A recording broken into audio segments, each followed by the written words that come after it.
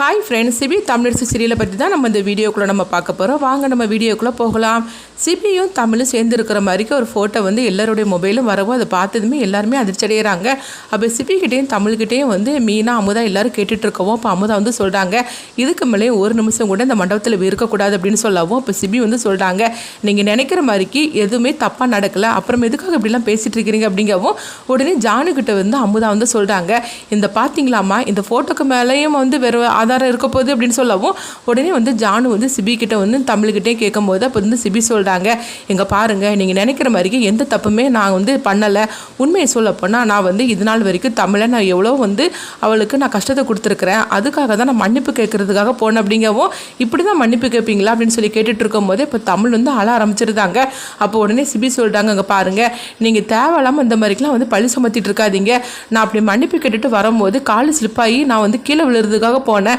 அப்படி தான் தமிழ் வந்து இப்படி பிடிச்சா இதை யாரோ ஃபோட்டோ எடுத்து இந்த மாதிரிக்கு பண்ணுவாங்கன்னு சொல்லி நாங்கள் எதிர்பார்க்கவே இல்லை அப்படிங்கவும் அப்போ அமுதா சொல்கிறாங்க, அங்கே பாருங்க மாப்பிள்ள நீங்கள் என்ன சொன்னாலும் சரி தான், நாங்கள் நம்ப தயாராக இல்லை, இதுக்கு மேலே ஒரு நிமிஷம் கூட இருக்கக்கூடாது அப்படின்னு சொல்லிட்டு தமிழை பிடிச்சி தள்ளி விடவும் கரெக்டாக வந்து வெற்றி வந்து பிடிச்சிருந்தாங்க. உடனே வந்து வெற்றி வந்து கைத்தட்டிகிட்டே வராங்க, என்ன தமிழ் இவங்களாம் அப்படி பேசுகிறது நினச்சி நீ வந்து கஷ்டப்பட்டுட்டு இருக்கிறியா, நீ எதுக்காக கஷ்டப்படுற, உன்னை பற்றி எனக்கு நல்லாவே தெரியும் அப்படிங்கவும் உடனே தமிழ் வந்து அண்ணா அப்படின்னு சொல்லி கூப்பிடும் போது, ஆமாம் தங்கச்சி இந்த அண்ணன் இருக்கும்போது நீ எதுக்காக கவலைப்படுற அப்படிங்கும்போது உடனே வந்து என்ன நடந்துச்சு அப்படின்னு வெற்றி வந்து சிபி கிட்ட கேட்கும்போது அப்போ சிபி வந்து நடந்ததெல்லாம் சொல்கிறாங்க. இதை கேட்டதுமே அமுதா வந்து சொல்லிட்டு இருக்கிறாங்க, இங்கே பாருங்கள் சிபி தம்பி உங்களுக்கு ஒன்றும் தெரியாது, இவ திட்டம் போட்டு தான் இதெல்லாம் பண்ணியிருக்கிறா, இவ இதுக்கு மேலே இந்த வீட்டில் அதாவது இந்த மண்டபத்தில் இருக்கக்கூடாது அப்படின்னு சொல்லவும் உடனே வெற்றி வந்து சொல்கிறாங்க, இங்கே பாருங்கள் எதுவுமே வந்து அதாவது என்ன நடந்துச்சுன்னு தெரியாமல் எடுத்தோம் கவுத்துன்னு பேசிகிட்டு இருக்காதீங்க அப்படிங்கவும் உடனே கணேஷ் வந்து சொல்லிட்டு இருக்காங்க, இங்கே பாருங்கள் நீங்கள் ஒன்று எங்கள் குடும்பத்தில் தலையிட வேண்டாம் அப்படிங்கவும் உடனே ஜானு வந்து பார்த்துட்டு இருக்கிறாங்க,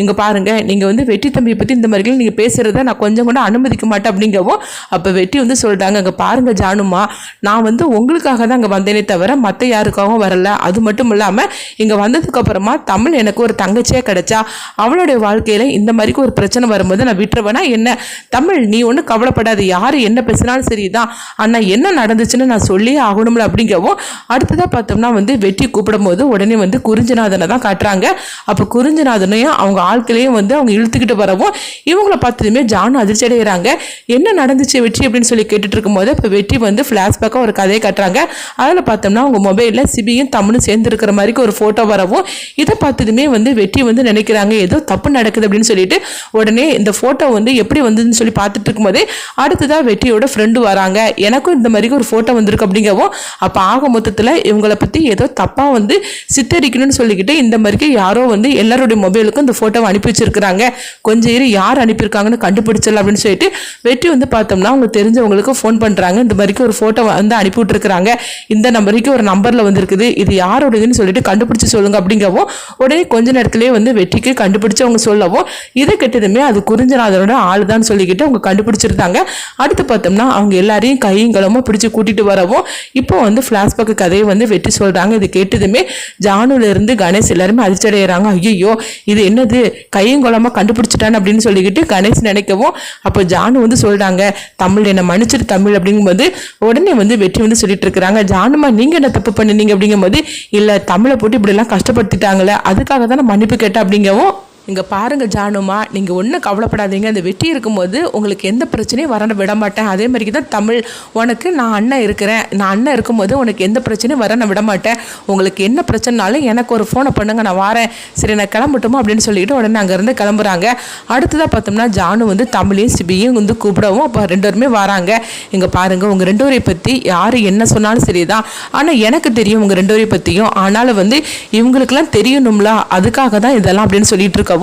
இதுக்கு போகிறவும் தமிழை பற்றி யாராவது தப்பு சொன்னீங்கன்னு வச்சுக்கிட்டுங்களேன், அப்புறமா உங்களை நான் மண்டபத்தை விட்டே நான் அனுப்பி விட்டுருவோம் அப்படின்னு சொல்லவும் இது கிட்டதுமே அமுதா அப்படியே முறைச்சி பார்த்துட்டு போகவும் அப்போ சிபி சொல்லிட்டாங்க, தமிழை பற்றி யாராவது ஒரு வார்த்தை தப்பாக பேசுனீங்க அப்புறம் நானும் சும்மா விட மாட்டேன் அப்படின்னு சொல்லிட்டு இருக்கும்போதே உடனே வந்து மீனாவை காட்டுறாங்க, மீனா வந்து எரிச்சலோடு அங்கேருந்து போகவும் தமிழ் நீ அழாத தமிழ் போ அப்படின்னு சொல்லிட்டு இருக்கும்போதே சிபி வந்து தமிழ்கிட்ட சொல்கிறாங்க, தமிழ் என்னை மன்னிச்சிட்டு தமிழ் உனக்கு ஆரம்பத்துலேருந்து பிரச்சனை நான் கொடுத்துக்கிட்டே இருக்கிறேன், என்னால் நீ எவ்வளோ கஷ்டப்பட்டு இருக்கிற அப்படின்னு சொல்லும்போது இதுக்கு மொழி உன்னை கஷ்டப்பட நான் விட மாட்டேன் தமிழ் நீ அழாத தமிழ் அப்படின்னு சொல்லிட்டு இருக்கும்போது தமிழ் உடனே அங்கேருந்து ரூமுக்கு போகிறாங்க. அடுத்தது அங்கே பார்த்தோம்னா சிபியை தான் காட்டுறாங்க.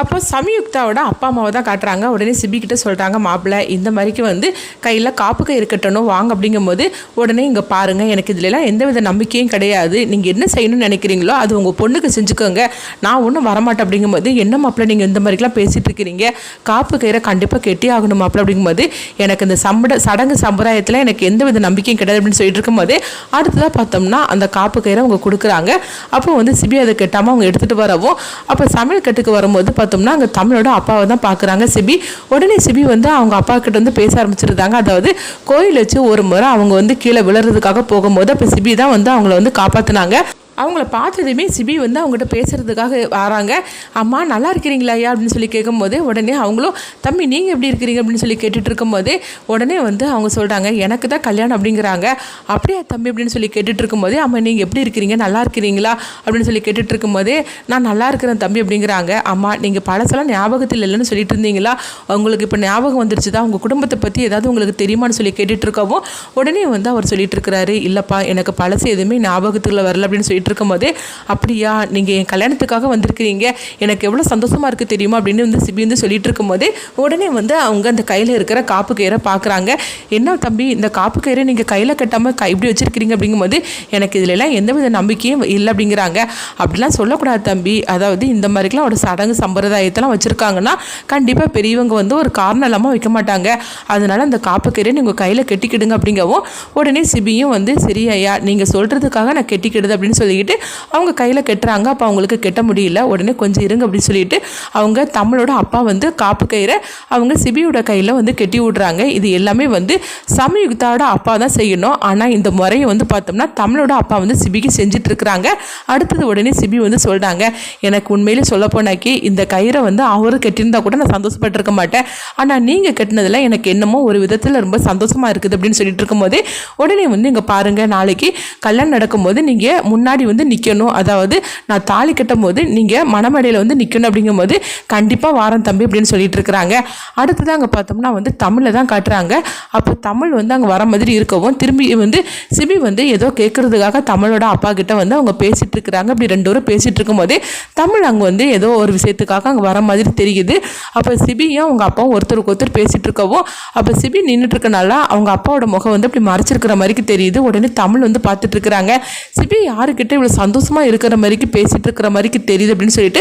தமிழ் பார்த்துட்டு இருக்கவும், யாருன்னு தெரியலையே யாருன்னு பார்க்கலாம் அப்படின்னு சொல்லிட்டு உடனே தமிழ் வந்து பக்கத்தில் வந்துட்டு இருக்கிற மாதிரிக்கு இருக்கவும், அந்த நேரத்தில் பார்த்தோம்னா ஜானு வந்து தமிழை கூப்பிட்டுருந்தாங்க. அதனால தமிழ் வந்து தன்னுடைய அப்பாவை பார்க்காமையே அவங்க திரும்பிடுறாங்க. உடனே ஜானு வந்துட்டு சொல்லிட்டு இருக்கிறாங்க, என்ன தமிழ் என்னாச்சு அப்படிங்கும்போது, ஒன்றும் இல்லம்மா நீங்கள் எதுக்கு கூப்பிட்டீங்க அப்படிங்கும்போது, இல்லை இந்த மாதிரிக்கெலாம் வந்து சில விஷயங்கள்லாம் இருக்குது வா அப்படின்னு சொல்லிட்டு வேலைகள் இருக்குது அப்படின்னு சொல்லி அவங்க கூட்டிகிட்டு போகவும், உடனே வந்து அவங்க தமிழ் அங்கேருந்து கிளம்பி போயிருந்தாங்க. அடுத்தது அங்கே பார்த்தோம்னா அம்மாவை தான் காட்டுறாங்க, அதாவது தமிழோட அம்மாவை தான் காட்டுறாங்க. அப்போ அவங்க அம்மா வந்து தண்ணி எடுக்கிறதுக்காக வந்து அவங்க கிச்சனு பக்கம் வரவும், அப்போ அதே நிலைமைக்கு சிபியும் அவங்க தமிழோட அப்பாவும் நின்று பேசிகிட்டு இருக்கும்போது அம்மா பக்கத்தில் வராங்க. வரும்போது அதே மாதிரிக்கு தமிழ் வந்துடுறாங்க. என்னம்மா என்னாச்சு அப்படிங்கும்போது, இல்லை தண்ணி இல்லை அதுக்காக தான் எடுக்க வந்தேன் அப்படிங்கிறாங்க. என்னம்மா நீ வந்திருக்கிற, இப்போ உன்னை வந்து ஜானு அம்மா பார்த்துட்டானே என்ன ஆகுறதுக்கு, தண்ணி வேணும்னா நீ என்கிட்ட கேட்டிருக்க வேண்டியதானே, நானே எடுத்து தந்திருப்போம்ல, நீ போமா உள்ளே போமா, ஜானு அம்மா பார்த்துட்டாங்கன்னா அவ்வளோதான் அப்படின்னு சொல்லவும், உடனே வந்து அம்மாவும் அங்கேருந்து போயிருந்தாங்க. கடைசியில்